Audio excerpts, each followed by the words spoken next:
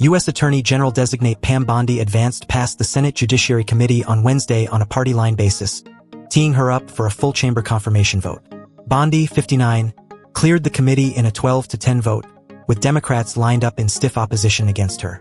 She is favored to clear the full Senate within days, given that no Republican has publicly opposed her.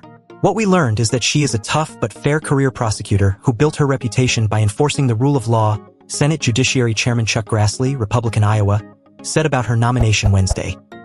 Her record and her testimony showed the American people that she will follow and enforce the law fairly, without fear or favor. Democrats had quibbled over Bondi's responses to questions about whether she could resist pressure from President Trump and be an independent leader of the Justice Department. The president has repeatedly threatened to weaponize the justice system against those he feels have wronged him, and that's a long list. Judiciary Committee Ranking Member Dick Durbin, Democrat, Illinois, warned Wednesday ahead of the vote. Ms. Bondi undermined our democracy by joining President Trump's efforts to overturn the 2020 election. It appears she does not reject that decision. Bondi, who served as Florida's Attorney General from 2011 to 2019, had publicly raised concerns about the legitimacy of the 2020 election result in Pennsylvania, something many Democrats harped on during her hearing earlier this month. When pressed about the 2020 election, Bondi told senators that former President Joe Biden won but stopped short of delving into her concerns about the process.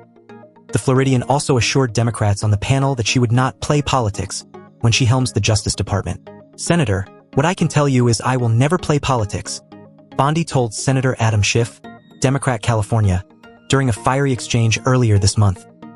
"I won't play politics with any ongoing investigation like you did leaking your colleague Devin Nunes' memo." A sizable chunk of the Democratic consternation was directed at FBI Director-designate Kash Patel, given that the FBI is housed under the Justice Department.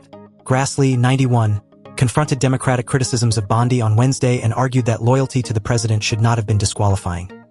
"There's nothing wrong with President Trump appointing someone who seriously defended him to a high position.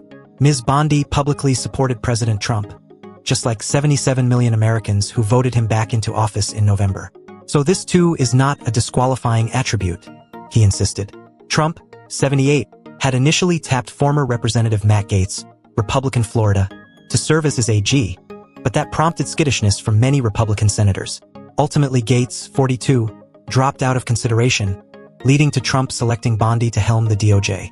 The 47th president had famously acrimonious relationships with two of his ex-AGs, Jeff Sessions and Bill Barr, during his first term.